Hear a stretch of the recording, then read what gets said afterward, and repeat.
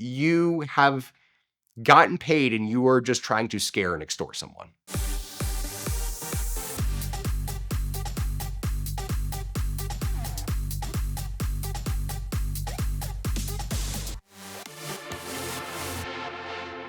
So one of the S7s I sold is a car that I'd known about for quite some time. I'd say that it's a car that had been on my radar for, it first came on my radar about 7 years ago.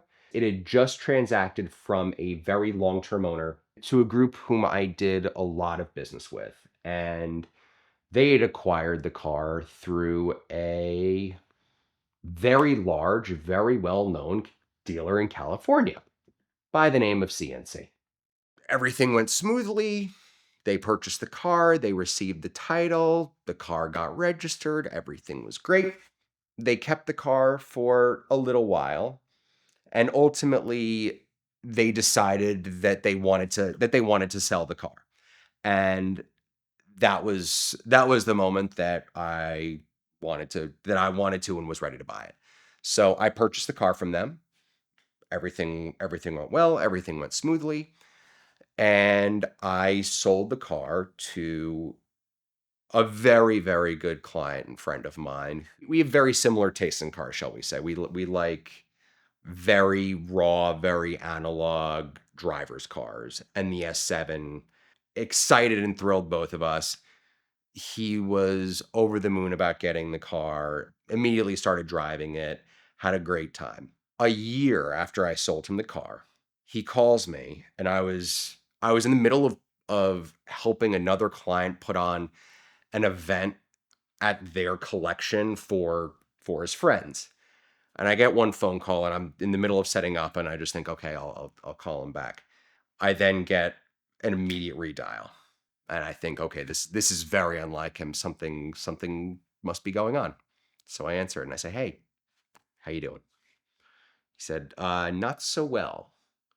I just got a letter from an attorney representing a former consignor of that S7 claiming that they never got paid for their car. So I said, okay, let me look into it. I immediately start making phone calls. And I am told in, no uncertain terms. I mean, look, aside from the fact that the car had transacted multiple times since this owner, we'd purchased and sold the car in good faith. We ultimately found that I didn't have liability, my client didn't have liability, but it did not stop this attorney from trying to get this car back. We ultimately enlisted the services of a well-known law firm in the collector car world to handle this situation, which was one of many CNC related situations that they'd handled. Now, what was interesting here was that for the most part, they were representing people who had been defrauded by CNC on the sell side, not on the buy side.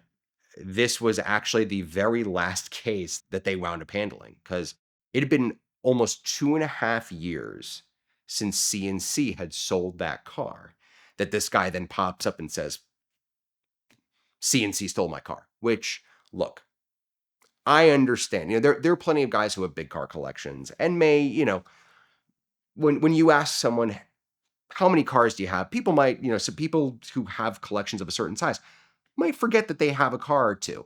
But forgetting that you have a car on sale with a consignment outfit, and then remember 2.5 years later, oh, I didn't get paid for it. His attorney said, for $75,000, I'll go away. After this strongly written legal letter kind of sheepishly comes back into the picture and says, for $75,000, I'll go away. And he said, how about zero? You genius, you just showed your hand. The fact that you're willing to settle on a vehicle for $75,000 clearly means that you have gotten paid and you are just trying to scare and extort someone. And we don't take kindly to that. And being the shrewd negotiators that we are, we settled with them right at zero. The seller's attorney conceded and backed down. And fortunately, my client was able to enjoy more years of ownership without losing sleep over the possibility of the state police coming and seizing his vehicle, which was, of course, his big concern at the time. He loved that car, and he's the kind of guy who, if he keeps a car for 6 months, that's a long time, and he kept that car for almost 4 years. And I recently bought it back and sold it to another very, very good client who has a similar affinity for race cars on the road, and he is over the moon about having it, as well he should be, because that is a wonderful, wonderful car. And now can sleep at night knowing that that any prior claims on that car have been fully resolved. So I think that one thing that's really important to cover here, which I know that other people on the channel have told stories about this, but it's very important to remember that the law protects good faith purchasers. So if you have exchanged funds for a vehicle and you have received a title and a vehicle in kind, you are the legal owner of that vehicle. The law protects the buyer. The law does not protect consigners of a vehicle to a consignment outfit. Successful car purchasing is all about knowing your buying power and being able to move quickly. And the best way to do that is getting pre-qualified with Premier Financial Services. Call one of these numbers, speak to one of their representatives, fill out their application, and then you'll know exactly how much car you can buy. You'll approach a seller, tell them you're already qualified, you've got your simple lease set up from Premier Financial, and you'll be able to close very, very quickly. That's why Premier is one of the most powerful partners in the world of exotic car financing, and that's why I turn to them every time I go out and try to buy something crazy.